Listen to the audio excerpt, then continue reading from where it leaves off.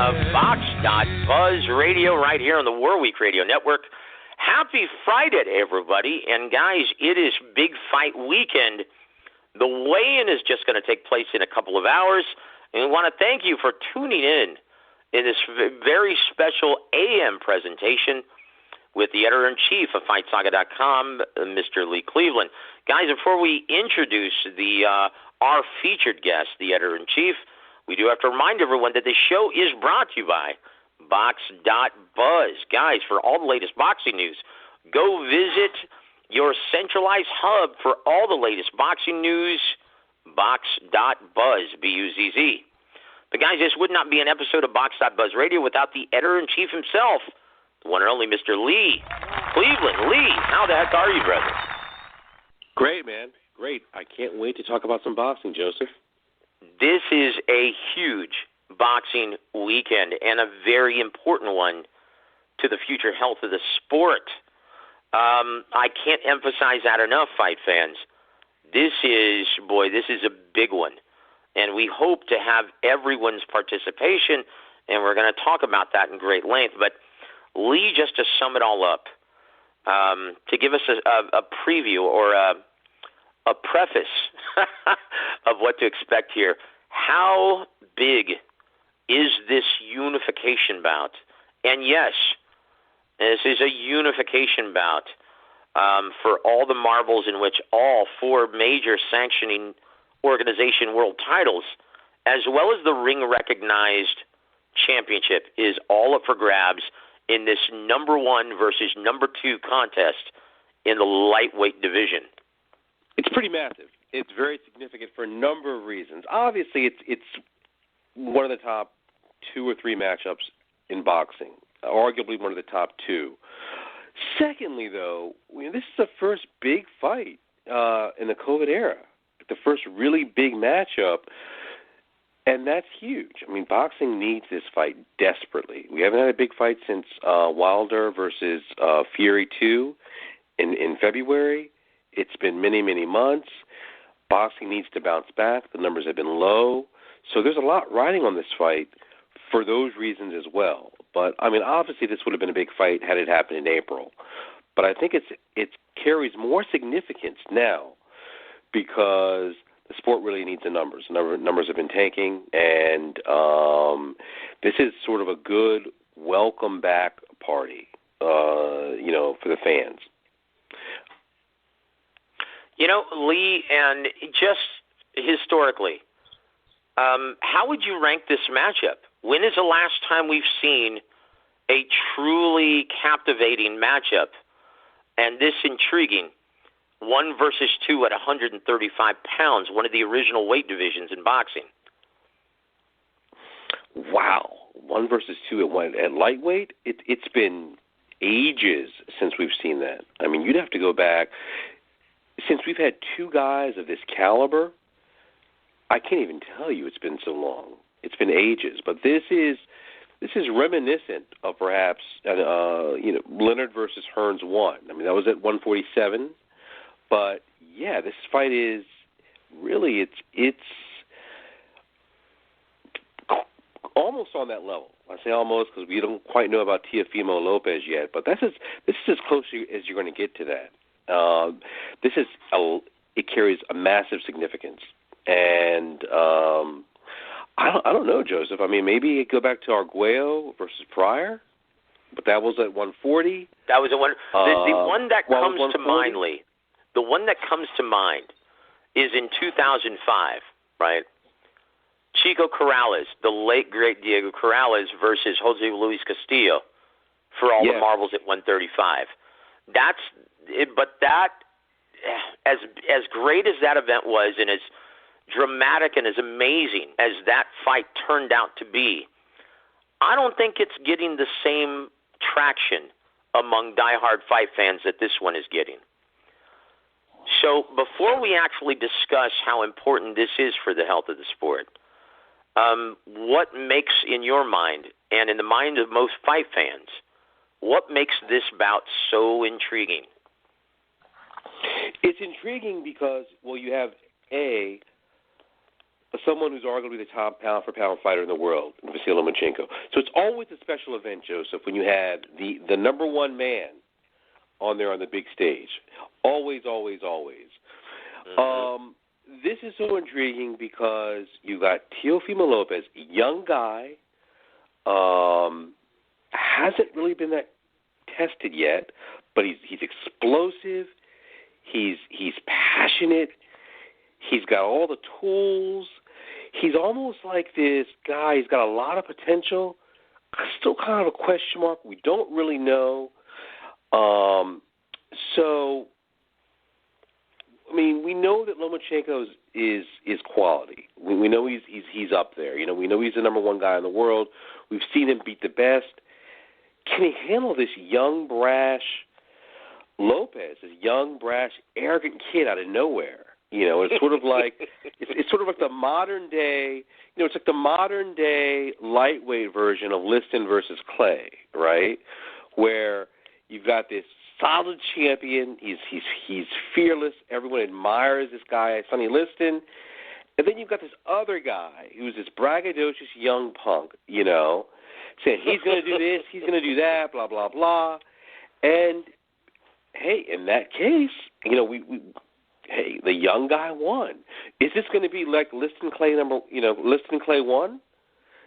You know, is that what's going to happen? Most people seem to think the experience will win over the day. But again, most people thought Liston was a 7-1 favorite. Mm-hmm. You know, so sometimes that punk kid flips the script, and that's what we're going to see. Is this Liston versus Clay 1? Is this guy Teofimo Lopez that good? Is he the next big thing in boxing? The next Floyd Mayweather or better? The next Manny Pacquiao or better? Is he going to be boxing's next big draw? And I think that is one of the things that makes this fight so appealing, because he's got that potential. Indeed, very good points, and we'll go into a little bit deeper on the Floyd Mayweather comparisons later on in the show. But right now, boy, if you're one of the brass at ESPN, and if you're Bob Arum, boy, you've got your fingers crossed with this one, because this is an unprecedented time in the modern era of boxing, in which we've never seen something like this, in which media members, and Bob Arum stated this in the beginning of the week. He said, you know what? This feels like a big fight, but the only thing is missing is all the fans and the media. How can you actually get a fight to be as big as it could and maximize that earning potential when you don't have both of those very important factors? So I'm asking you the same question, Lee. How can we expect this to live up to its true, ratings potential if those two factors aren't involved? And that's one of the reasons why everyone at ESPN, as well as everyone at Top Rank, are very nervous about how this is going to perform. And they should be. To answer your question, I guess it's repeated marketing. It's, like the blood, sweat, and tears that they put out on YouTube. I thought they did a great job with that. It's that little commercial skit using the Cheers theme. Oh, I thought they did brilliant. An amazing job with that. Sort of come on home. The fact that it is free on ESPN, that's going to be huge. So, the free on ESPN is huge, right? So that's going to help. That's going to help drive a lot of traffic. But again, you've got there's no media, or it hasn't gotten enough coverage, hasn't gotten as much buzz. Obviously, for the virus, COVID-19, it's taken sort of a back seat to some of the big news with elections and Supreme Court justices dying and all of that. So really, Joseph, there's a big challenge here. It could really do super well. Boxing fans could be salivating for this, saying, hey, this is the first big fight since February. Everyone wants to see it. A lot of people might be home to see it. Or it could tank a bit because boxing hasn't been in the public consciousness since February. And out of sight, out of mind, right? So you could have a lot of these casual fans ordering Netflix. It's and then, you know, as far as in media too, I mean, yeah, like the media gets people hyped up about a fight, but if there's no media to get people hyped up, all those casual fans aren't going to be buzzing about it, so they might do something else. And then you've got the whole, you know, obviously there's no live gate, so that will make a difference, and that is an obstacle. And they should be worried about it. Well, when it was recently reported on Boxing Scene, and they spoke to promoter Lou DiBella, and he was the former president of HBO Sports during the 90s. When asked about how he sees this performing, he had this to say. He said, quote, "I don't see it doing over 2 million viewers. It should, and I hope it does, but I don't think it will. And it's going to be hard to make the judgment about what the number really means. If it does 1 million people, it's still exponentially better than anything else we've seen since the pandemic or in the last year. So how do you quantify success? I'm not sure. You don't do even over 1 million people without crossing over to some level of casual and mainstream viewers. My gut tells me it's too good, too strong, too meaningful of a fight to not do a real business in terms of viewership. I'd be shocked if 1 million people aren't watching, but does it get up to the 2 million range? I don't know. If it does 1.2 million, I'm going to say that that's a good night at the office for boxing. I'm not going to say, oh, shit, it didn't do 2 million. Because clearly we're not in the place where we were 2 years ago. We're not in a great place right now. Now, I'll be concerned if it doesn't reach 1 million viewers, end quote. Now, before I get your commentary on this, Lee, I'm going to read you. I agree with all of that except for I think you can quantify it, because if you're ESPN, you're looking at numbers. You're looking at how many people are watching your ads, you know, your ads in between rounds. So you can quantify it. That's the only thing I disagree with, but everything else I agree with. Well, this is what, before you go any further, this is what Bob Arum had to say about it. Now, this is where, he sounds a little concerned and nervous about the performance of this and what it means for the future of Top Rank on ESPN. Quote, "Thanks to ESPN, it heralds a change that will only help boxing. And that is when you make many of your best events and you show it to the public for free. That builds the biggest possible audience. I mean, every other sport does it. College football championship, the Final Four, the Super Bowl, the World Series. None of that is behind a paywall like most big boxing events. Every one of those events is shown to big TV audiences. Now, if boxing is going to have a resurgence, that absolutely has to happen.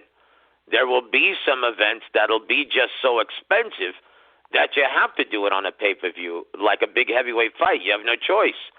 But a lot of others are really fights that should be shown on regular television to showcase what a great sport boxing still is. If it doesn't get the number of viewers that I hope it gets, then TV networks are ultimately, they're not going to be emboldened to step up to the plate to show these types of events on regular television, end quote. That's the dilemma here, and that's what boxing is facing at this point. Right. Because when you look at Fox, and they're going to have Spence versus Garcia on pay-per-view. When you look at Showtime, we've already seen 2 matchups that should have been a great doubleheader on Showtime Championship Boxing, regular subscriber Showtime, but that was thrust for this reason, because of the lack of the live gate and lack of the mainstream media covering these events. For that reason, you saw Espinoza put this on pay-per-view, and that had no business being on that platform. But, because of all of this and because numbers are down, right? And guys, before anyone starts to tank all over the sport of boxing and thinking that it's become a completely dead sport, numbers are all the way down in every major pastime in America. Let me just show you. Right, and it was recently released because The NBA Finals just concluded, right? So here are the numbers for the big NBA Finals, which included the historic LA Lakers, right? Arguably the most profitable franchise in all of NBA. Now, this is compared to last year's Finals, right? So the Finals that included the LA Lakers versus the Miami Heat. The final game, Game 6, right, according to data from Nielsen Media Research, only attracted 5.6 million viewers, right? And that's a mainstream pastime in America on free TV. Only 5.6 million viewers. Now, when you compare that to last year's Game 6 between the Raptors and the Warriors, two much smaller franchises, right? That attracted, once again, last year, 18.34 million for the final game for the Raptors versus the Warriors. That's what a huge, massive drop-off popular sports in America. Well, that's what we're looking at, guys. So, this is not just boxing that's hurting. Now, once again, you look at baseball, their numbers are way down. You look at hockey, their numbers are way down, and they don't have the benefit of having the Yankees or the Red Sox any longer, right? So, Lee, that makes me feel a little bit better at the prospect of maybe barely getting over 1 million viewers. But what are your thoughts on all of this, and what is maybe the quickest fix in trying to boost these ratings? Wow, that's a tough one. That's a tough one. As far as trying to boost the ratings, obviously putting together the fights, obviously marketing them, obviously, I think marketing the fighter's backstory is good. So you've got Lopez, with his father, and then kind of that little drama there. Then you got Lomachenko, and then his background, his upbringing. All those are great, but I think right now you're going to have there's going to be just some attrition there because of the whole pandemic, and I think everyone needs to just readjust, and society in general, not just sports. So what's going to happen is when we come out of this, who knows, there's going to be some unraveling. Boxing needs to be at the forefront more than ever now because I don't think the NFL is going to be as popular as it once was going forward. I can't really say maybe. I don't think the NBA is either. But that doesn't mean all sports won't be as popular. But there's going to be some unraveling because, again, a lot of these casual fans have found Netflix. Maybe they're spending more time with their family. They've taken this time off during the COVID era, when sports has been put on pause to do other things. And now we've got to reel them back in. I think in some cases you'll be able to, in some cases you won't. Boxing is definitely the advantage, Joseph, boxing has over these sports this year is there wasn't a full NBA season. So I think that's where there was a lack of interest in the NBA. There wasn't a full season. And in MLB, there wasn't a full season. So a lot of people are just blowing it off like, oh, this is not a real season anyway. I'm not interested. So in boxing, you don't have seasons. So you can't make that excuse. So that works in boxing's favor, but it also works against boxing because you can't make that excuse, right? Good point. In my opinion, Lee, I think the real X factor that no one is really discussing, but I think this is the most important, and this could make the biggest difference, is the diehard fans' involvement being the primary ambassadors of the sport. Not to rely on mainstream media outlets, not to rely on ESPN or even the fighters, but the diehard fans that love the sport and follow the news wires every single day. We know what a special matchup this is. We know how big this fight is. It's it's become our moral imperative, Lee, to educate our friends, our neighbors, say, hey, don't miss this fight, guys.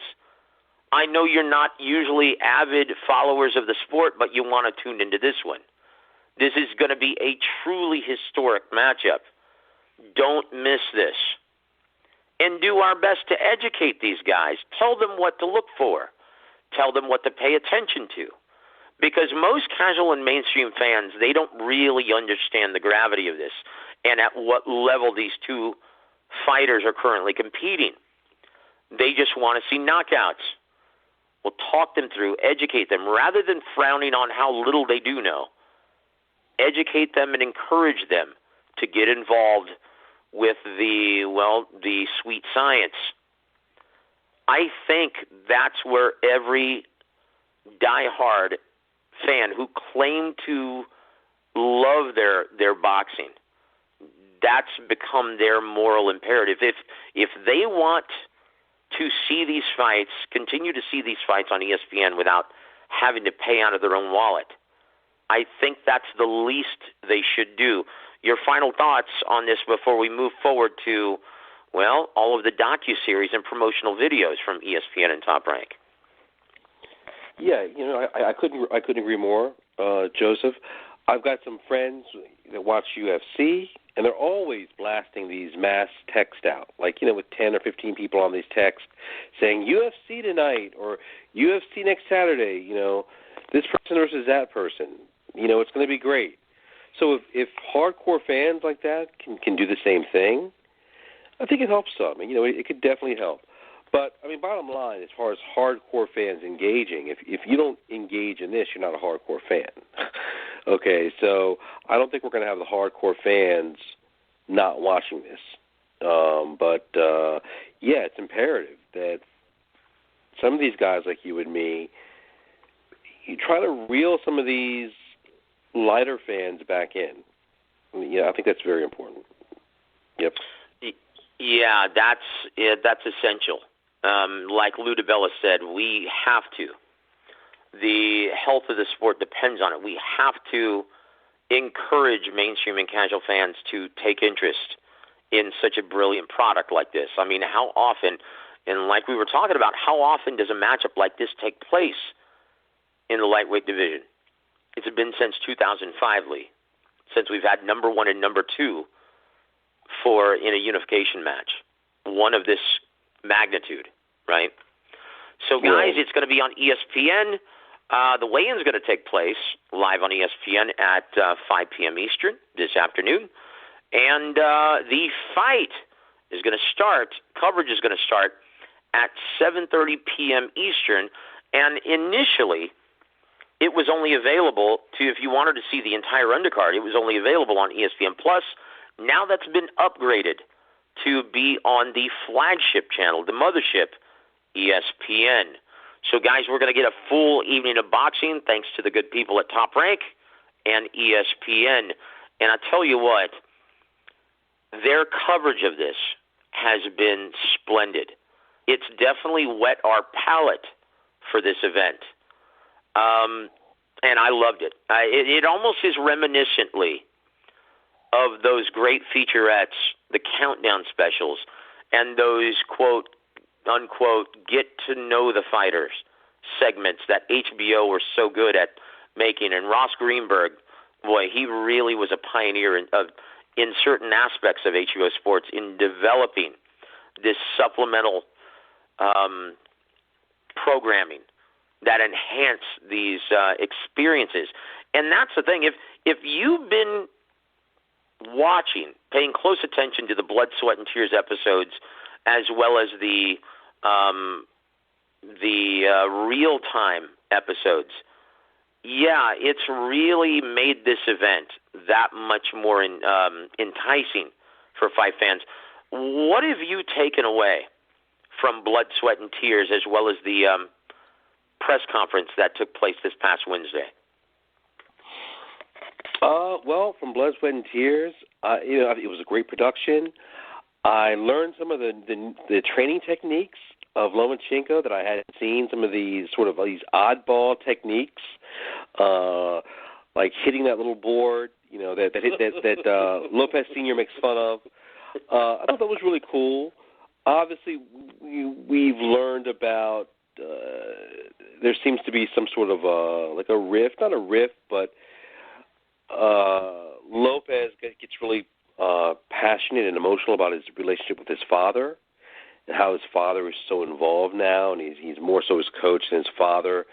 I think that's definitely huge, and it's good. It's good because it kind of plays into the drama. It kind of plays into, is he fighting for his father's love? Is he fighting for his father's attention as a father instead of a coach? Another thing that struck me though is the confidence and the anger and the rage that Lopez has. Indeed. And I haven't seen anything like it. Very rarely do you see a fighter this confident and this full of rage, right?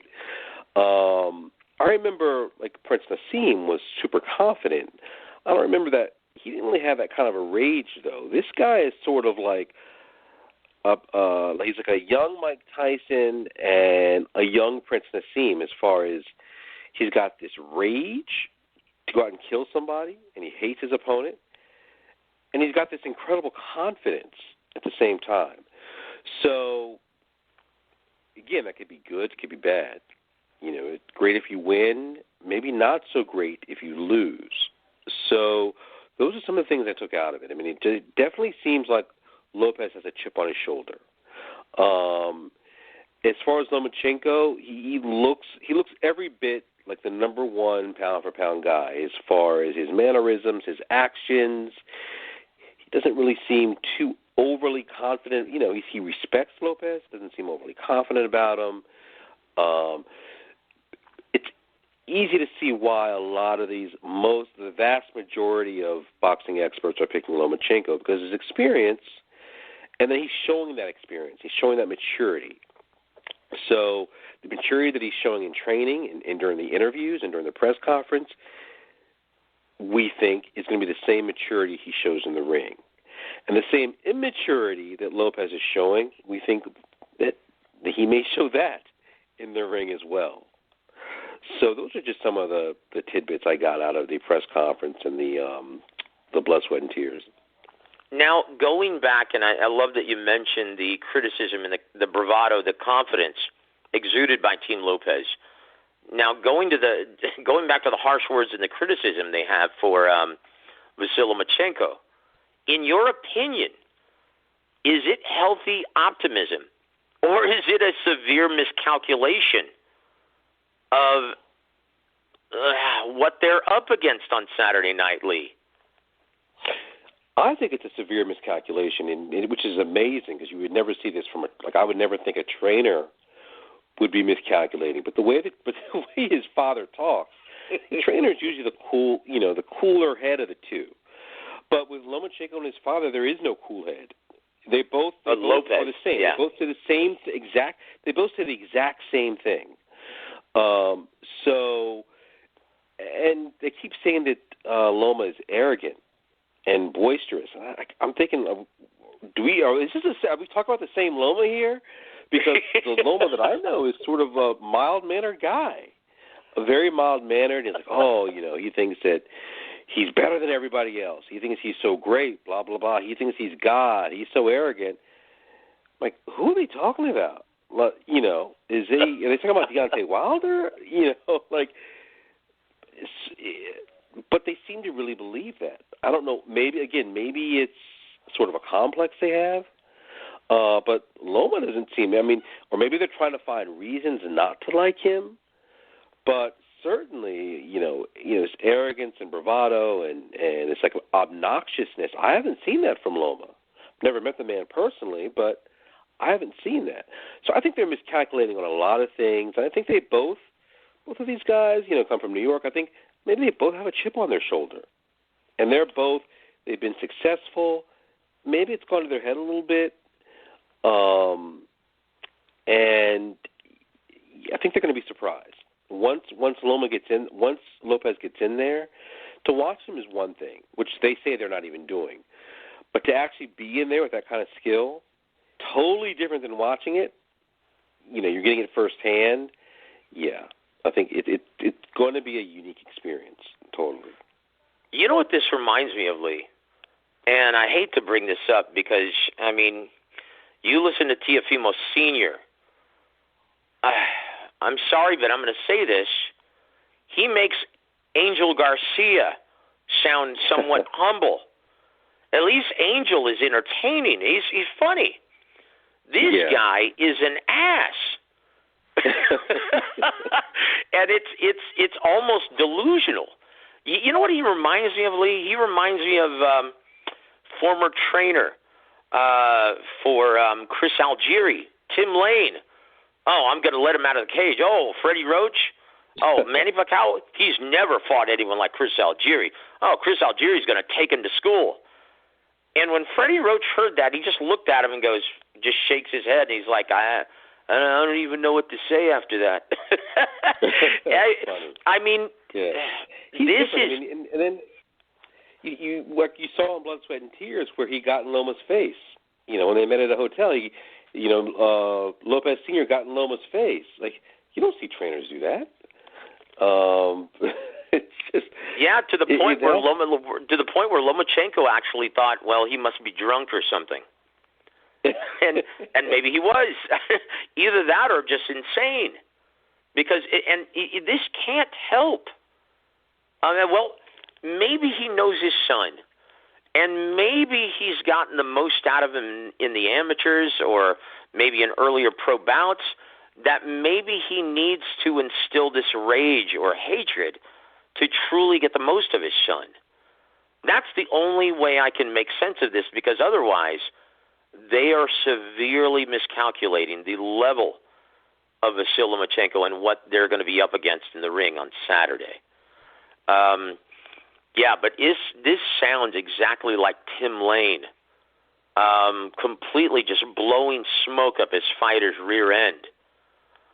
And this, I mean, can you imagine the level of shock when because once again, if Teofimo, if he's being honest, he claims, I don't even watch fight tape. I really don't watch him fight. I leave that up to my trainers, my dad as well as Joey Gamache. Can you imagine the level of shock he's going to be in when he sees how fluid and how quick and how proficient in all aspects of the sport, how technically gifted Vasyl Lomachenko really is in the ring? Could you imagine? That's what I want to see. I hope the cameras capture that between rounds. Hey, if I'm him, if I'm fighting Lomachenko, I don't want to watch this guy either. You may not want to watch this guy fight, right? Might be better off just like, nah, you better not watch him. Let's just train. Hey, that could be a reason. But then when you had the father, like on the Blood, Sweat, and Tears, the father was going over the video, and he's like, oh, look at this guy. All he does is pity patter here, step, pity patter, step to the right, pity patter. Like this. No, when he sits down in his punches, he throws some hard leather when he sits down in his punches. It's not just pity patter. He's throwing some hard leather, and he's got a lot of good technique behind that. So I don't know what he's telling his son. Oh, he's just going to pity patter. Like, yeah, once you get in there, it might be pity patter, boom. Your ass is on the canvas. So who knows? I don't know. I really don't know. And you brought up a very good point, and we're going to address this as well. During the press conference, both in the Blood, Sweat, and Tears docuseries as well as the press conference, when asked what he thought of Lomachenko and if he's seen previous fights, this is what he had to say, quote, I don't watch any of my opponents. I let my team work on that, and they pinpoint everything, and then we work on it in the gym. Whatever he's done in prior fights, it's going to be a different experience against me. I can't reflect on who he fought because they don't fight like me. I'm not going to let the same Lomachenko that fought Linares or Pedraza, when we get in the ring, then I do what we've been working on, end quote.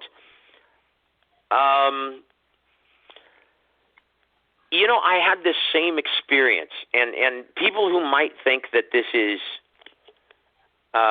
really strange. I had actually the same experience when I interviewed Nonito Donaire almost a decade ago. I said, well, what do you think of X opponent? And he goes, well, I'd leave that up to Robert Garcia or my dad to analyze and come up with a strategy. I don't like watching my opponents fight because then I start to worry about what they do, and I start to almost emulate certain things that they actually do. If you remember Nonito Donaire being such a physically gifted athlete, just like Teofimo Lopez, and he admitted, he said, well, that's how I learned how to fight, by watching guys like Roy Jones, by watching my heroes, guys like Oscar De La Hoya. That's how I learned how to fight, is by kind of emulating what they do. And so when I start watching fight tape, I start almost emulating what they do, and I don't want to do that in the ring. I want to fight like me. So perhaps Teofimo Lopez, again, being at that same, having those same athletic gifts, maybe that's how he learned, and it's pretty obvious he looks like he's trying to emulate Floyd Mayweather. Maybe that's why he doesn't like watching fight tape. What are your thoughts on that? Do you think maybe I'm just giving him too much credit, or maybe the benefit of the doubt? Yeah. I guess, hey, if they've never watched, maybe they've never watched fight tape, and they have this old saying, if it's not broke, don't fix it. I'm a big advocate of watching tape. I'm a big advocate of learning as much as you can about your opponent. Like, that's just me, but who knows? Maybe it doesn't work for everybody. Maybe different strokes for different folks. Maybe this is a guy, who knows, like maybe watching Lomachenko, he's not going to be as confident if he actually watched him. I know I wouldn't be. If I saw that, I wouldn't be. I'd be more confident if I didn't see that. So in some ways, maybe that helps a little bit, but at the end of the day, I want to know my fighter's strengths and weaknesses. I want to be able to analyze tape. I want to see what he does, how he steps, how he throws his shots. I want to see how he fights on the inside. I want to see how he fights at mid-range, how he fights on the outside. I want to see how he parries punches. I want to see all that. I want to see his footwork. I want to know exactly what I'm getting into. If he's got a great jab, I want to see it. If he's got a great left hook, I want to see it. I want to see when he throws it, how he throws it.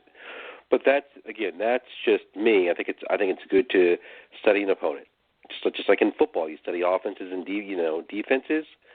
I think it's good to study an opponent. But I can see the outliers. I can see where someone, for a guy like Teofimo, maybe that helps him. Not studying an opponent. Maybe that helps him. Well, we're going to find out on Saturday whether it helps or not, because looking at the odds, Lee, and we're going to go into this a little bit further, a little towards the tail end of the show, but looking at the odds, what started out initially as Vasyl Lomachenko, now when the betting line was first created by handicappers, they cited Vasyl Lomachenko as the obvious favorite, but it was a very competitive minus 275 compared to Teofimo Lopez being a plus 200. But after looking at all of these featurettes and watching the final press conference, you've now seen this betting line start to shift, and everyone's starting to put money on a clear Vasyl Lomachenko victory, to the point where just a straight-up win now.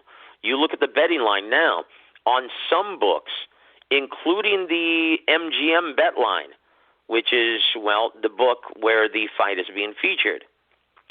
Lomachenko now is almost up to a minus 500, with Teofimo Lopez being slated as a plus 350.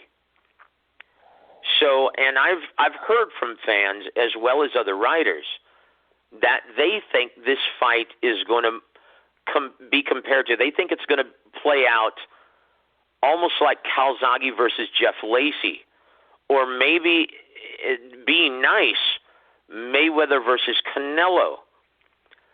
Do you see see it being that non-competitive on Saturday night. Yeah, not quite. I see it as a closer Mayweather versus Canelo. I think it's if you're Lopez, you want to catch him early. When you're fresh, when you've got all that power, when you've got all that explosiveness, maybe Lomachenko's still trying to figure you out. You want to catch him early. Doesn't do that. Goes into the trenches. Like the longer it goes, the better it is for Lomachenko because he has that experience. As your boy James Gogi always says, the longer a fight goes, the more you'll see that separation in class. And I think that that's going to benefit Lomachenko. However, I don't see him steamrolling this guy because Lomachenko studied the tapes. Him and his father know this guy has got some mad power. He's explosive. He's angry. He's confident. He doesn't fear Lomachenko. He's confident. So you may see Lomachenko maybe take his foot off the brake a little bit if he's dominating the fight. If he's winning the fight, he may fight a little bit more cautious and say, you know what, this guy's got a lot of power. This is a big fight. Let me just win a wide UD instead of going for the knockout. Instead of really putting myself out there. So, and Lopez is so athletic and so explosive and so good. I just don't see him. I see Lomachenko winning, but I just don't see a Calzaghe versus Lacey scenario. I really don't. Not to say I wouldn't be surprised. Well, I would be a little surprised if it was that bad. But I see just the experience coming to the fore. And, Lomachenko maybe winning as many as 10 out of 12 rounds, maybe all 12 rounds. But I think he wins at least 8 of the 12 at the end of the day. But I don't think he embarrasses. I don't think that he embarrasses Lopez. Well, we're going to talk about strategy and keys to victory and that sort of thing in the final 10 minutes of the program. But let me get your thoughts on the press conference. Did you see the entire press conference, Lee? Of course. And okay, so what did you take away from, the body language? How serious Vasyl Lomachenko seemed, and the gentleman working or wearing the Mickey Mouse sweatshirt, how kind of fidgety he seemed. I mean, that's what I noticed. And all of the bravado, all of the harsh words, he really didn't have anything very disparaging to say at the press conference. And I think that's what surprised most of us watching this, is we thought that there was going to be more of a Tyson Fury, Deontay Wilder type confrontation, at least in terms of criticism and harsh words coming out, because that's what we saw in Blood, Sweat, and Tears. But when you saw Teofimo finally get face-to-face with Vasyl Lomachenko, he really seemed to be a lot more reserved. What do you take from that? I take that, I was reading some of the comments. They were saying, he's scared, he's this, he's that. No, I think he's just nervous energy. A lot of just nervous energy, that's all. He hasn't been there. I think, Lomachenko's got that experience. He was stoic. He was like a statue almost, not even moving sometimes. And the other guy, was like he had ADD or something. He looked like he had ADD. He was looking all around the place, fidgety. He was like, like one of little hyperactive kids, I just played up to just nervous energy. And I think that at the end of the day, despite what he says, there is a lot of respect for Lomachenko. He may not give him enough credit, but obviously he gives him credit. He does give him a lot of credit. So that's where he's focused now. I think Lopez probably walked in with the idea, okay, I'm serious, I'm focused. But I don't know, when was this recorded? When was this actually Wednesday night. Wednesday night. Okay, so it was still Wednesday night. So, you're still getting close to the fight. Fight's in 3 days.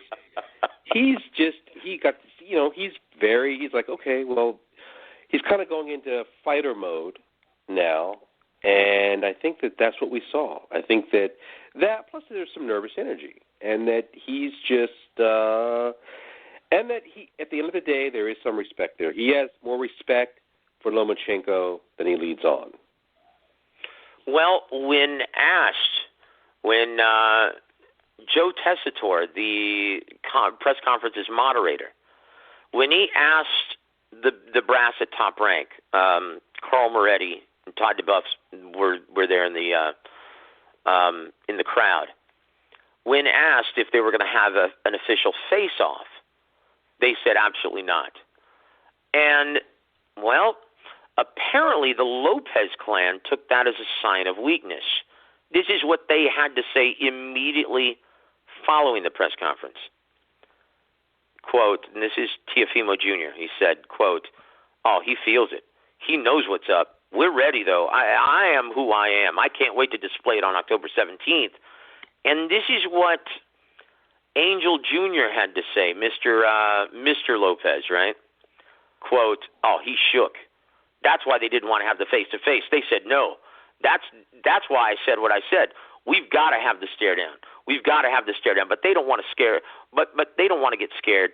They, and Top Rank, they don't want to scare their boy anymore. That's their little boy.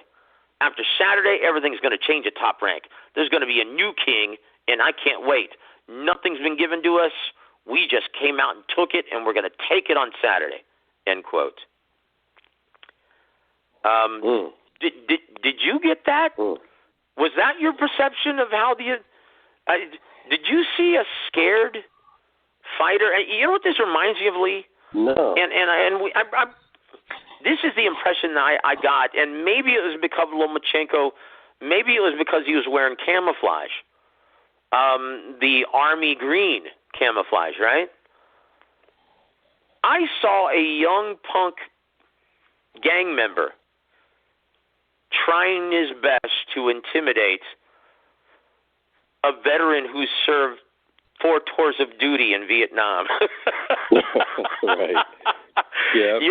Like you're someone who has the amateur background as well as all the badasses he's faced at 26, 30, and 35. You're not going to intimidate this guy. Vasyl Lomachenko has virtually seen it all in the ring. That's what it reminds me of. It's almost pointless. And once again, I'm still trying to figure out what purpose all of this serves. I mean, as Top Rank, have they instructed him to do this because of the language barrier and what's lost in translation? Have they said, look, the entire promotion of this event falls on your shoulders, so make a spectacle out of it? Do you think maybe Bob pulled them to the side and asked them to be as abrasive as possible? Because if that's the case, they're doing a good job of it. Yeah, well, and then Lomachenko didn't get the memo. He didn't ask Lomachenko to do that. Yeah, these guys, I think, are a little delusional. I think that they are, they've had some success. Had a lot of success so far, and they have chips on their shoulder. They think that everybody's against them. They really think that they've got to prove themselves. I'm talking about that.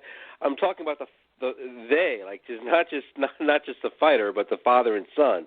They think they've got to prove themselves. They think they got a chip on their shoulder, and it kind of reminds me of Hagler versus Leonard, whereas like sort of Hagler had that chip where he was like,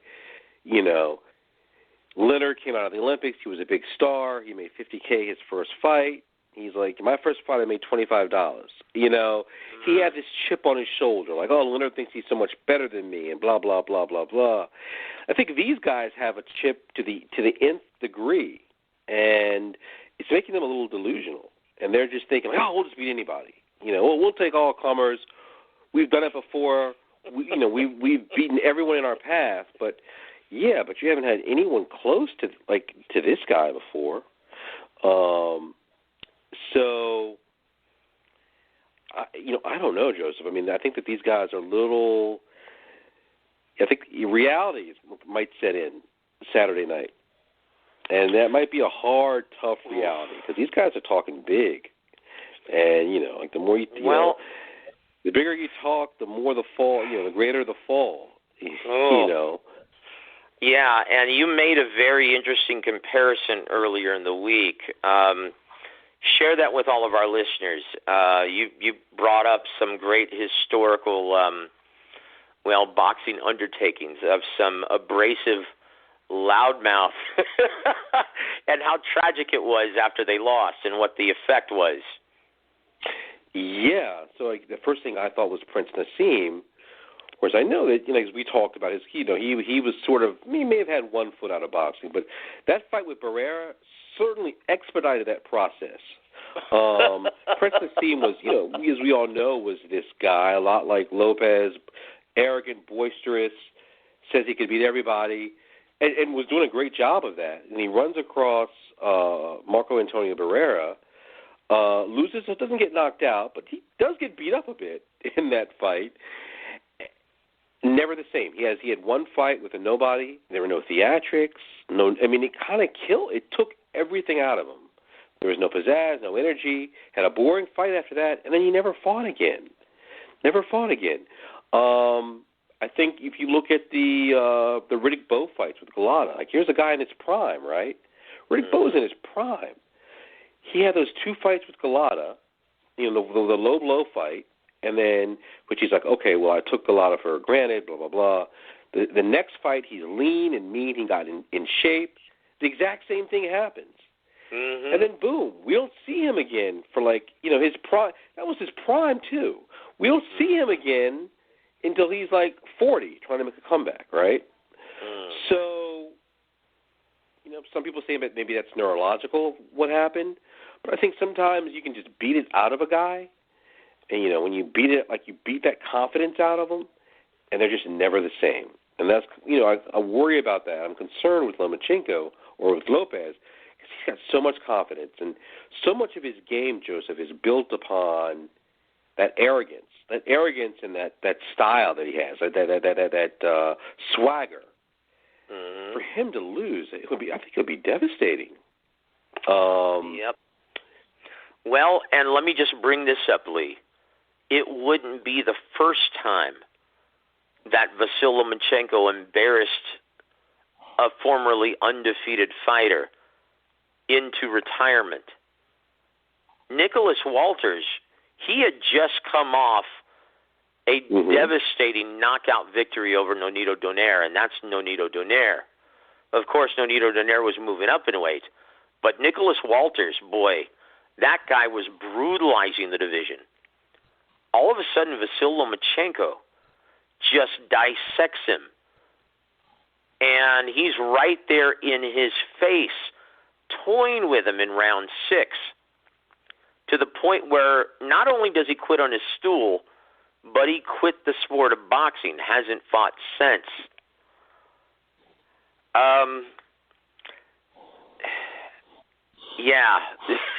We could see some serious psychological damage if Vasyl Lomachenko does indeed perform a paint job on the young fighter. And Bob Arum, he was very clear in saying this almost a year ago after he knocked out Richard Comey. He says, I think this is way too soon, and I would like to maybe give him a couple more years to get experience and to maybe increase his market value, but what can you do? If the kid wants to fight, then we got to get him to fight. I think it might be demoralizing to the point where he's not the same. And let me ask you this, just historically, Lee. Oh, I'm sorry, go ahead, sir. Historically, too, though, you always go back, I also go back to Muhammad Ali, where everyone was thinking that he wouldn't be, with Joe Frazier. And okay, well, he's going to shut up now because he lost. And he didn't shut up. He was somewhat, for him, he was humble in defeat a little bit. He said, but we're going to come back and do it again, and then he just kind of rolled with the punches, and next thing you know, he's got the poems going again. He's doing the same old thing again. So with Ali, he didn't shut up after that. He kept talking. So it could be where maybe Lopez keeps talking. Oh, I'm still young, He got lucky that night. I'm still young. I haven't even reached my full potential yet. Just wait until my next fight.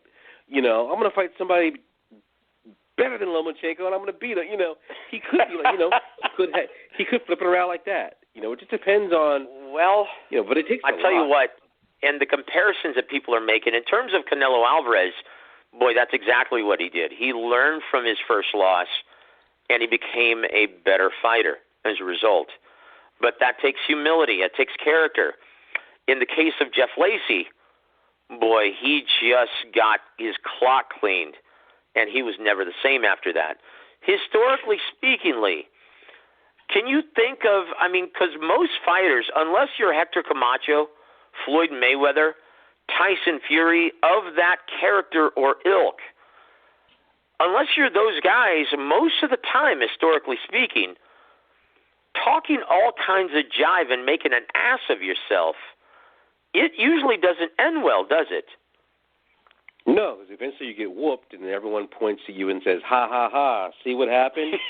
And then and going back to Lacey and then and Camacho, like their careers weren't really. Camacho was a showman, but those guys, their careers weren't predicated on being this major league badass who could knock out everybody.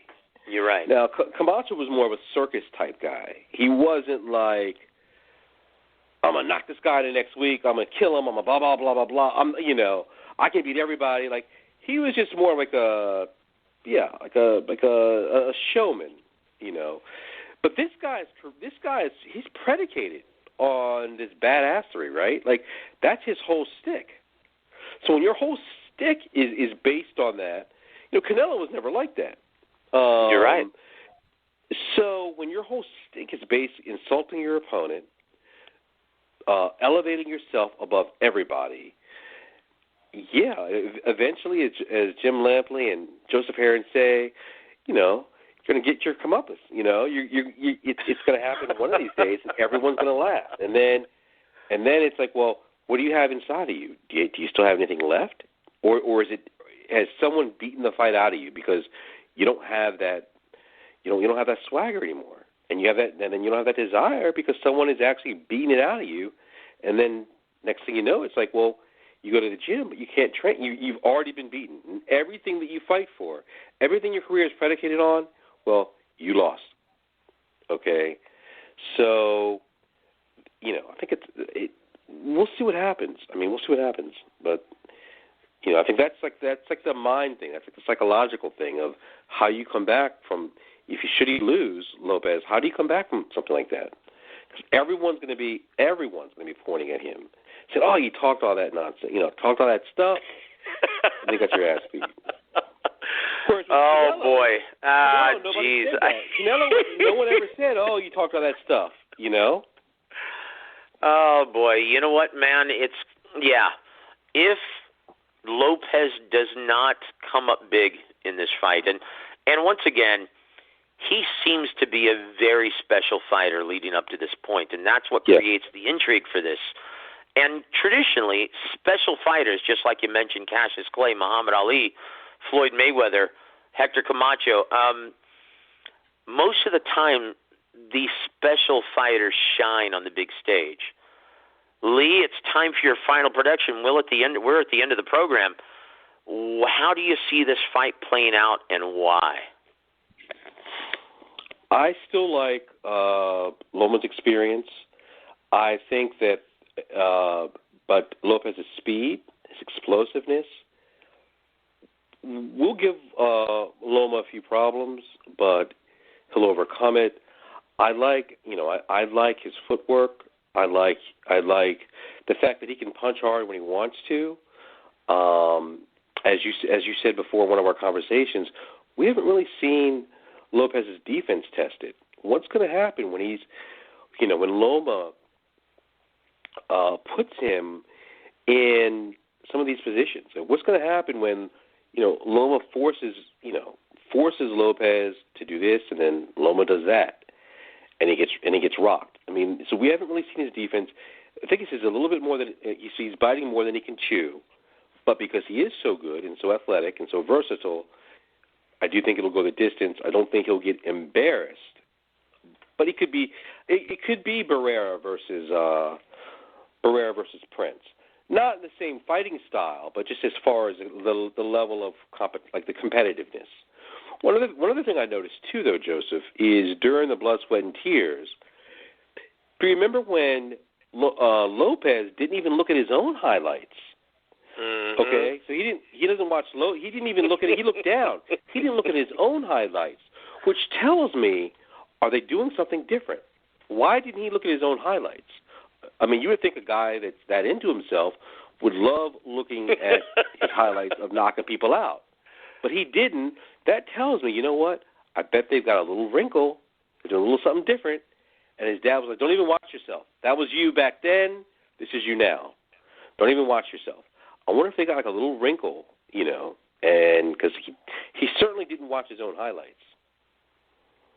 Yeah, so, in fact, during the press conference, that was addressed, and he had this to say. I've got the quote. He said, quote, "That's tunnel vision. I want more. The job's not done. I don't need to look at what I've done in the past. I'm looking ahead and looking forward." It sounded, end quote, it sounded like a rehearsed response, to be honest with you. So is that what you think maybe it was? I think it was rehearsed. I think that maybe the first thing I thought is they've got a little something. They've actually planned maybe a little bit more than we give them credit for. And, yeah, his father's like, "I don't want you to look at yourself. I don't want you to think about your other fights. You're a different Lopez. We're going to do this differently now." I wouldn't be surprised if there's some wrinkles that they've added, and they just want to sever all ties with the previous Lopez because they've added some wrinkles. So don't even look at your fight tape. Just think about how we did it in the gym. We added this, we added that. But again, at the end of the day, Lopez by a good, strong UD. Again, I'm looking at, as far as the level of competition and maybe fight quality, I'm looking at Hamed versus Barrera, where it was a good, solid performance for Barrera. He somewhat dominated, but it wasn't embarrassing for Hamed. I'm looking at a fight like that as far as competitiveness. Very good. I tell you what, I've already made my prediction on the previous show, but I'm going to go ahead and repeat it. Yeah, I think Vasyl Lomachenko in a much more competitive fight than most are pointing towards. I think that Vasyl Lomachenko wins a unanimous decision victory. No, I don't think it's going to resemble Calzaghe versus Lacey. It's not going to be that one-sided. But, yeah, Vasyl, it's going to be very competitive in the first 6 rounds, and then you're going to see Vasyl Lomachenko start to pull away from him in the back end of the fight, in the back 9, so to speak. And, yeah, he's going to simply outclass Lomachenko, and there's not going to be any kind of controversy as to who really wins this fight. I'll say this, though, going back to the odds, guys. Now, once again, we're just look at our prognostication and betting strategy as an opinion of someone that you don't know, right? And that you should follow the opinion, your own opinion, when placing a wager, when making a wager on this fight, right? But looking at the betting line, they're so wide right now. So, yeah, you don't want to dare just put your money on a straight-up Lomachenko victory because, yeah, you're going to have to, at this point, put down $150 to win 100, right? What I do like, though, is, and once again, Teofimo Lopez is currently listed as plus 350 because of his power. And I like, because of his explosive power, and he does have a puncher's chance, and, yeah, he can put your lights out with one shot. I actually think the smart bet would be when you look at, if you actually want to be bold and bet some money or win some money, the betting line for a Lomachenko victory by TKO is currently at a plus 215. And then you look at Lopez. If he wins by KO or TKO, that's currently sitting at a plus 550. So, guys, how I would bet this, I would be bold and bet the knockout on either side. So I would place money on a win, a Lomachenko victory by TKO, hedged with a Lopez victory by TKO. Because once again, the payout, guys, even if Lomachenko wins, if he wins by late round stoppage, if you bet $100, you win $215. If Lopez wins by stoppage, you bet $100, you win $550. So if you throw down $1,000 and Lopez knocks out Vasyl Lomachenko, you win over 5 large. That's a nice payday for one day. But once again, guys, use your own assessment, use your own opinion. But the smart bet would be a Lomachenko victory hedged with a Lopez knockout. And that's the last we're going to say about it. But, guys, go to the MGM book and check out their odds because they have everything. The money line, the draw, win by decision, round totals, group round betting, as well as individual round betting. Like, Lee, this is really interesting. Do you know how much it pays out if Lopez knocks out Vasyl Lomachenko in the first round? It's at a plus 8,000. Plus really? 8,000, yes. That might be worth so it. If you bet $100 and Lopez scores the first round knockout, you win $8,000 on a $100 bet. Wow. Well, that might not be a bad. That's what I'm saying. If you like Lopez, he's probably gonna. If he wins, he's probably gonna win by knockout anyway, right? Lopez. So if he wins, now he's probably going to win by knockout anyway. So if you like Lopez to win, you might as well go for the knockout. I'm not saying the first round, but that's not bad though. I think that those odds aren't bad, Joseph. Now here's the sexy bet, right? And this is going to be my wild card, guys. If you think, and once again, I think Lopez knows this.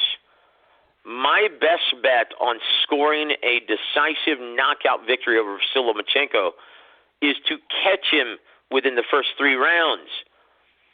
If you listen to Teofimo Sr., and he says, well, this one, it's not going to go past 6, I like a knockout in the 5th. If you listen to Teofimo Sr., you could do the rounds bet and bet on a Lopez knockout between rounds 4 and 6. That pays out at a plus 1,600, which means if you bet $100, you win $1,600. If you bet $1,000, you win $16,000, right? But and listen to the payout though. This is amazing. You listen to the payout if Teofimo Lopez knocks out Vasyl Lomachenko between rounds 1 and 3. It's currently sitting at a plus 2,500. So, guys, the Fight Saga, or Box.Buzz, sexy pick of the day is going to be a Lopez knockout victory between rounds 1 and 3. It pays out right now at a plus 2,500, which means if you wager $100 for a Lopez knockout within the first 3 rounds, you win $2,500. That's our sexy pick of the day. So there it is, Cleveland. I like that, man. So now that we've covered everything, brother, do you have any final thoughts, or what are your parting shots for our listening audience? Yeah, I think that's a great job with that breakdown of the odds. I agree with the sexy pick of the day. I think that if Lopez wins, A, it's likely to be a knockout if he wins, and B, it's likely to be early. So I love the breakdown, man. I tell you what, very, very quickly, I do have to ask you this on the air, man. What does a win do for the legacy of Vasyl Lomachenko? Huge. I mean, it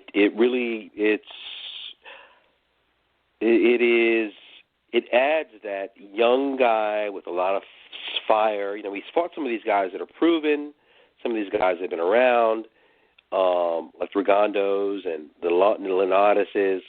But this adds to it because now he's fought this young, explosive guy. This guy. He's like a Clubber Lang type guy, right? So I don't think he's beaten a guy quite like this. He's beaten great fighters, but not this young guy that's come out of nowhere with all this talent.